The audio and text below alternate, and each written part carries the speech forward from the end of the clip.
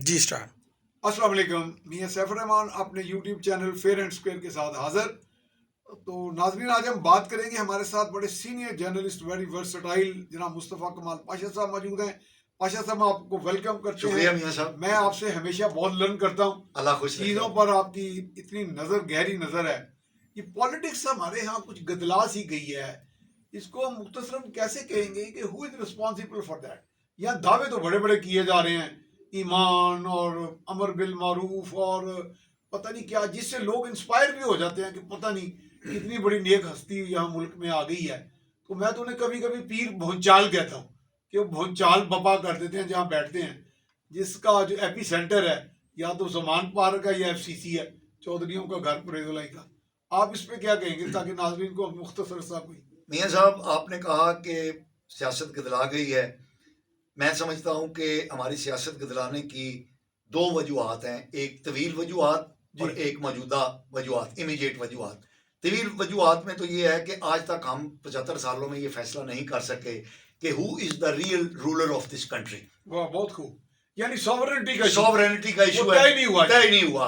75 سالوں میں ایگزیکٹلی 50-50% ہم دیکھتے ہیں کہ 50% وقت جو ہے وہ فوج نے براہ راست جرنیلی حکمرانی میں گزارا, اور 50% جو سیاستدان سول گورنمنٹ آئی وہ بھی وہ ڈکٹیشن دیتے رہے. یہ تو ایک طویل مدتی ریزنز ہے, اور یہ ریزن آج تک قائم ہے, اور یہ کبھی بھی ہم درست لائن پہ نہیں جا سکتے جب تک یہ مسئلہ جو ہے ہم الٹیمیٹلی حل نہیں کر سکتے. پیر بھونچال جو ہیں وہ تو بھونچال پہ. اب ہم دوسری طرف آتے ہیں. فوری وجہ جو ہے ہماری, جو ہمیں معاشی عدم استحکام اور سیاسی گدلا پن جس کی آپ بات کر رہے ہیں, وہ بنیادی طور پہ عمران خان صاحب جو 2011 میں لانچ کیے گئے تھے.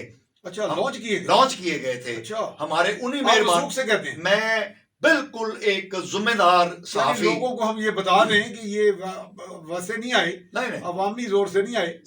یہ عوام اسٹیبلشمنٹ کی, لیکن عوام میں تو وہ مقبول ہو گئے. مقبول ہوتے, اگر مقبول ہوتے تو 44 مہینوں میں یہ ذلیل و خوار ہو کے نکلتے اسمبلیوں سے. مقبول تو تھے ہی نہیں.